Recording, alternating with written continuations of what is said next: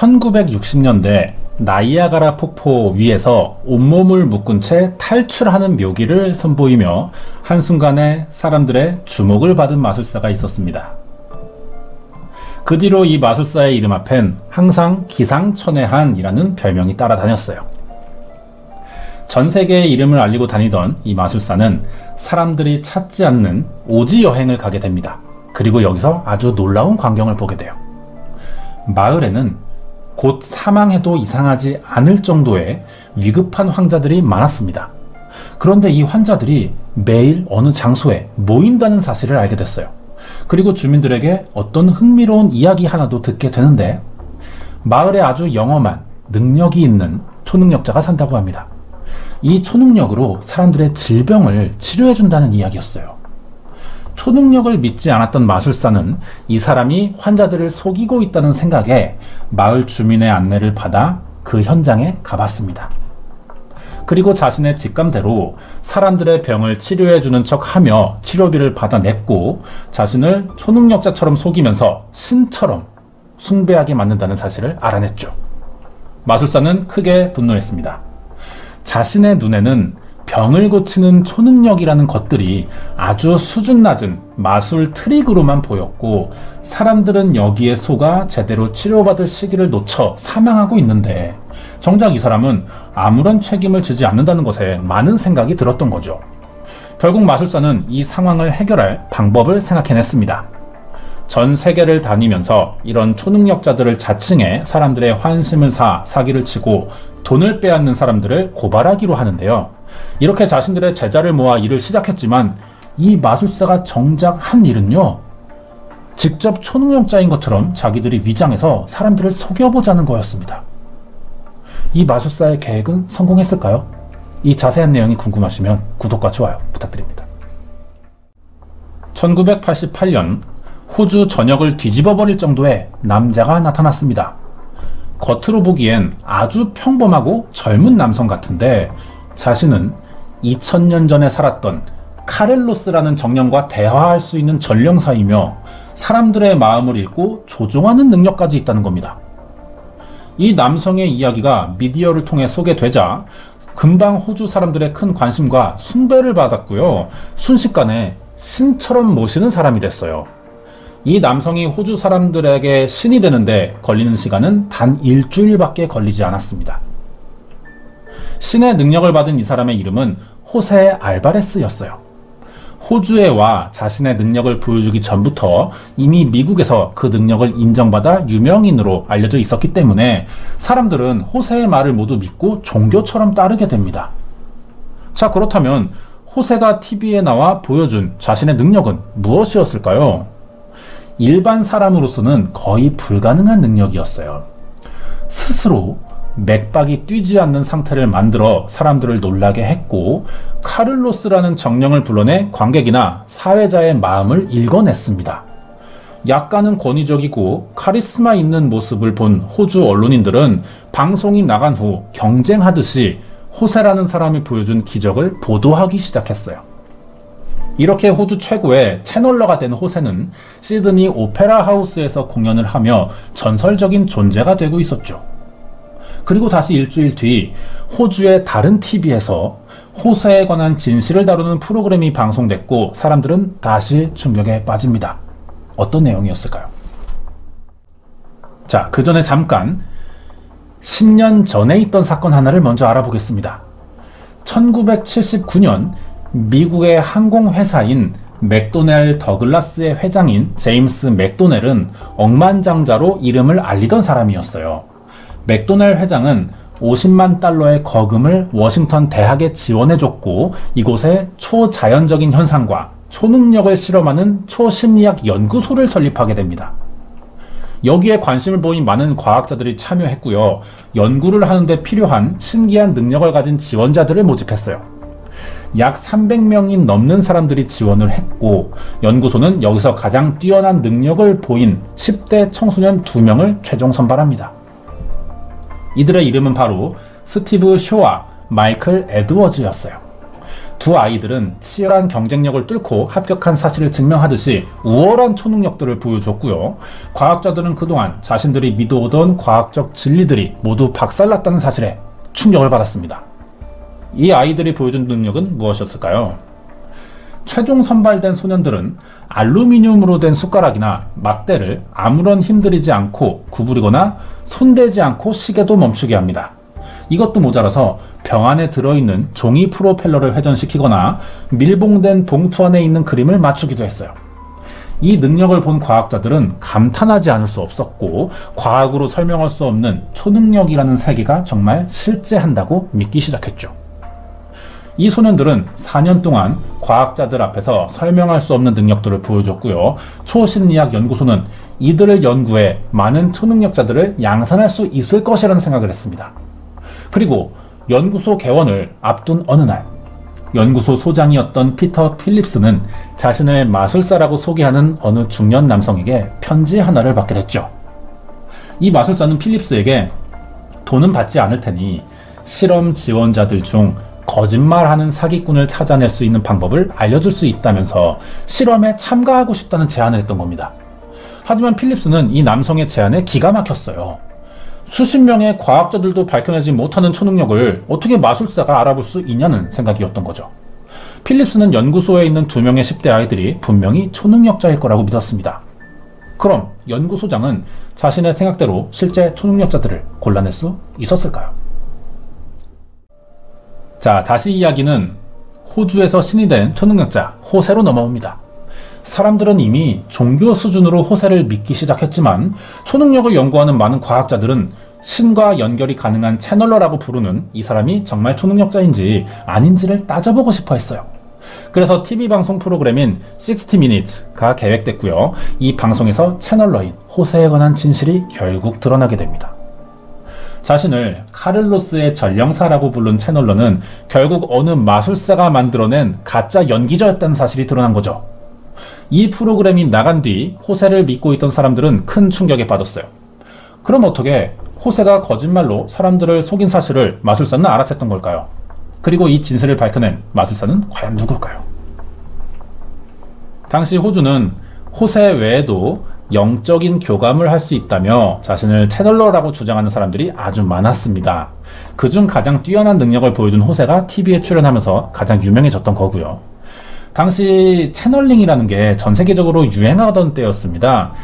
채널링은 신이나 영혼에게 연결이 돼서 그 말을 전달해주는 채널러의 행위를 뜻하는 말인데, 우리말로 치면은 빙의 같은 개념이 되는 거죠. 이게 유행하자 호주 방송사인 채널9에서는 검증되지 않은 초능력을 맹목적으로 믿는 현상에 경계해야 된다는 주제로 가장 유명한 마술사에게 연락해 아주 재미있는 제안을 합니다. 영적 교감이라는 것이 얼마나 믿지 못할 것인지 보여주겠다는 것이었어요. 여기에 가장 뛰어나고 유명한 마술사이자 회의론자인 이 남성은 제안을 받아들이게 됐고요. 그러자 프로그램 담당자가 가짜 채널러를 연기할 배우를 준비할 테니 가려내는 장면만 방송에 내보내자고 말했어요. 하지만 마술사는 오히려 굳이 그럴 필요가 없다고 말합니다.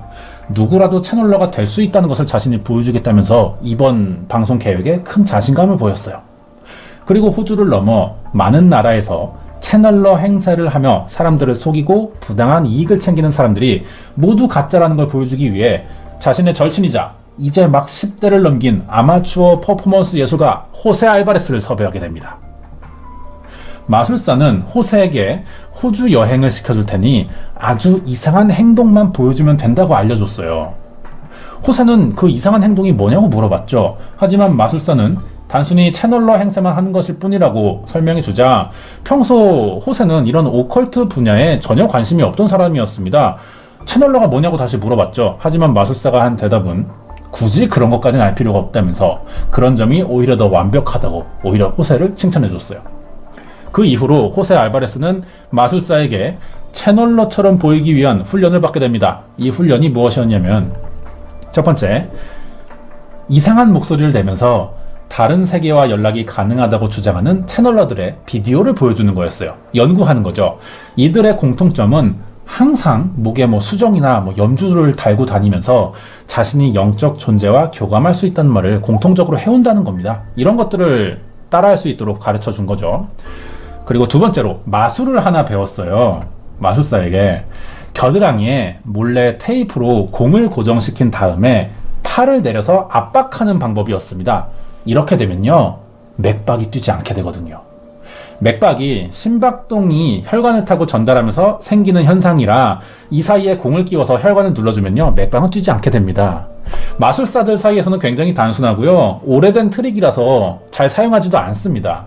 하지만 이 사실을 모르는 사람들은 호세가 잠깐 동안 맥박을 뛰지 않게 할 수 있는 능력이 있다는 것을 믿게 됐고, 잠시 다른 세계에 갔다 온 것이거나 일부러 생명활동을 멈추는 특수 능력이 있다고 믿게 된 거죠. 이런 훈련들을 통해서 호세는 다른 유명한 채널러들처럼 활동할 수 있게 됐습니다. 이 밖에 당시 미국에서 눈으로도 잘 보이지 않는 크기의 소형 이어폰을 꽂고 호세의 보조에게 관객의 정보를 미리 받은 다음에 독심술을 하는 것처럼 이어폰으로 다 설명해 주니까요, 사이비 종교 행사를 하던 사람들의 방법도 그대로 사용했고요. 마술사의 조언을 실시간으로 들으면서 호세가 마치 사람들의 마음을 읽는 것처럼 관객을 믿게 했어요.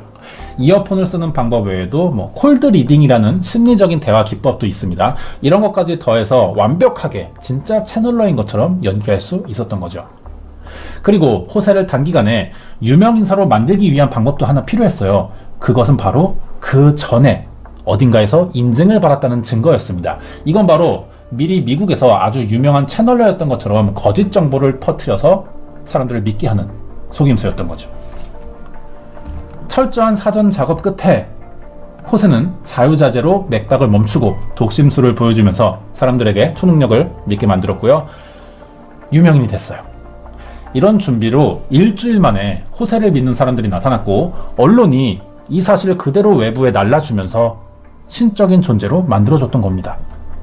이렇게 마술사와 호세가 기획한 철저한 작업으로 웬만한 예술가는 허락도 하지 않는 시드니 오페라 하우스에서 공연까지 할 수 있게 됐던 거죠. 그리고 일주일 뒤 호주 TV 채널인 채널 9에서 60분이라는 프로그램을 통해 호세의 초능력은 모두 조작된 가짜라고 밝히게 됩니다.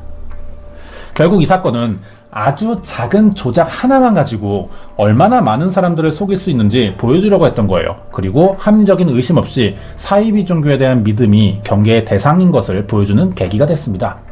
그렇다면 이번엔 두 번째 이야기로 넘어가 볼 차례인데요. 아까 말한 그 미국에 세워졌다는 초심리학 연구소는 어떻게 됐을까요? 결론부터 말하자면 이 연구소에 최종 합격했던 2명의 소년도 같은 마술사가 가르치던 아이들이었습니다.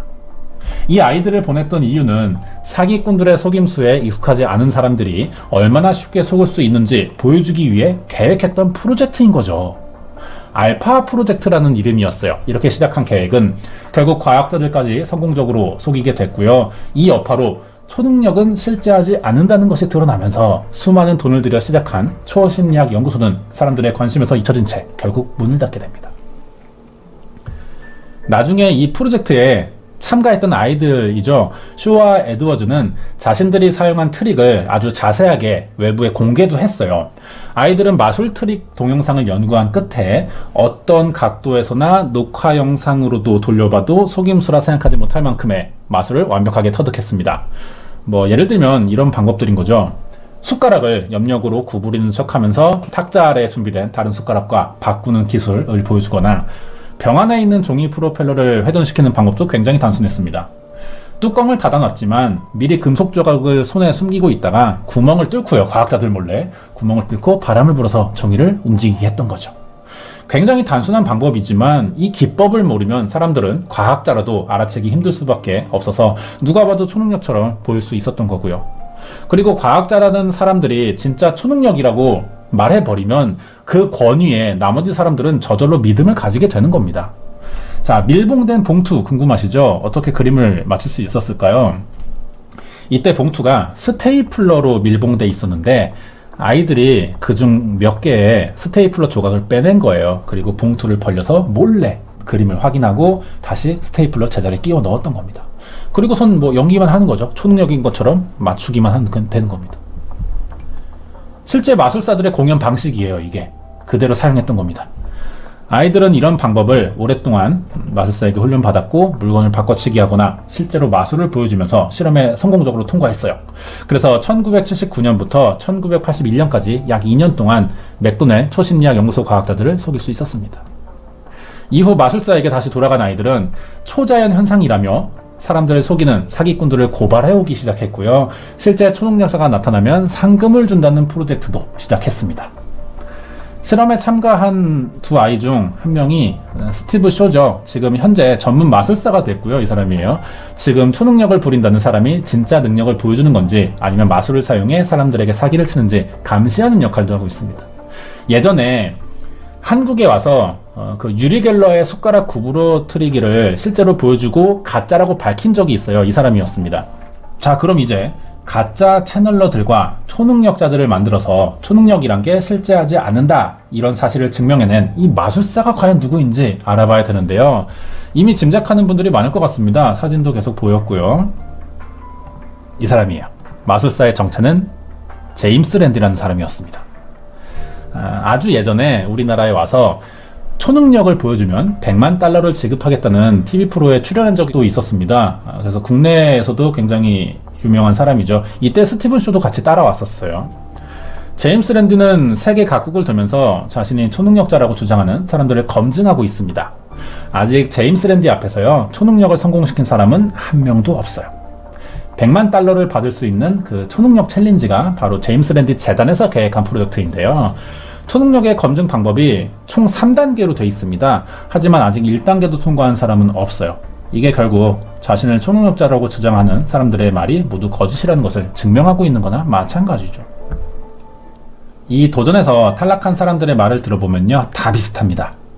컨디션이 나쁘다거나 초능력이라고 해서 항상 성공하는 건 아니라든지, 심지어 제임스 랜디가 자신도 알지 못하는 주술을 써서 능력을 발휘하지 못하게 만든다는 말들을 합니다.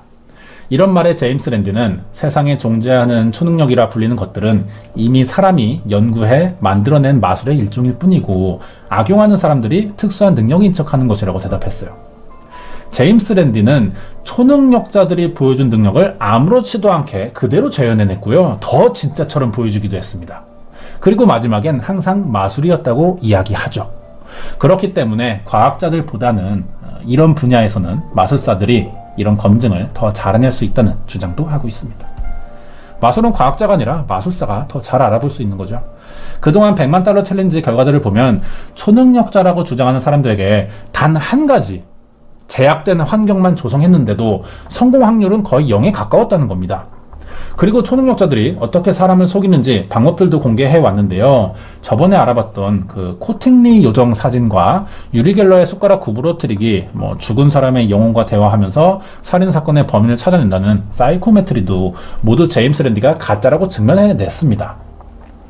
제임스 랜디가 현재 91살이 됐어요. 직업 특성상 해외를 많이 다녀야 되는데 지금 나이가 들어서 좀 체력적인 문제가 있겠죠. 활동은 좀 힘듭니다. 그래서 은퇴한 상태고요. 대신 제임스 랜디 교육재단으로 전 세계 무고한 사람들이 사기꾼들에게 피해를 당하지 않도록 과학적 회의론을 통해 사람들이 초능력에 속는 일이 없도록 지금 후임을 길러내고 있죠. 그중 한 명이 스티브 쇼가 되는 거고요. 오지로 여행을 갔을 때 사기꾼에게 속는 사람들을 보고 더 이상 이런 일이 일어나지 않도록 해야겠다는 생각으로 시작한 일이었어요. 지금은 사회위증교에 빠진 수많은 사람들을 구해냈고요. 초능력자들이 쏟아져 나오던 20세기에 비해 지금은 그런 사람들이 거의 없습니다. 이런 말 잘 믿지 않아요, 요즘 사람들은. 이게 제임스 랜디와 과학적 회의론자들이 만들어낸 결과물이라고 할 수 있습니다. 누군가에게는 사실 이러한 초자연적인 현상이란 게 마술이나 과학으로 간단히 논파된다는 것이 안타까울 수는 있을 거예요. 하지만 반대로 끝까지 그래도 믿는 사람들이 있습니다. 실제로 아직 호주에서 그 호세를 아직도 신처럼 모시고 모여서 기도도 올리고 하는 사람들이 남아 있습니다. 중요한 건요, 여기에 피해를 입는 사람들을 실제로 많이 구해냈고 그런데 성공을 해오고 있다는 겁니다. 우리나라에도 아직 비슷한 방식으로 환자들을 속여서 돈을 가로채는 사람들이 굉장히 많아요. 제임스 랜디 재단에 가입된 사람들은 우리나라에도 몇 명 있습니다. 빨리 이런 피해가 좀 사라지도록 노력해야 될 것 같아요. 자, 준비한 내용 여기까지입니다. 이번 내용은요, 전 세계의 가장 유명한 마술사이자 초능력 사냥꾼으로 유명한 제임스 랜디에 관한 이야기였습니다.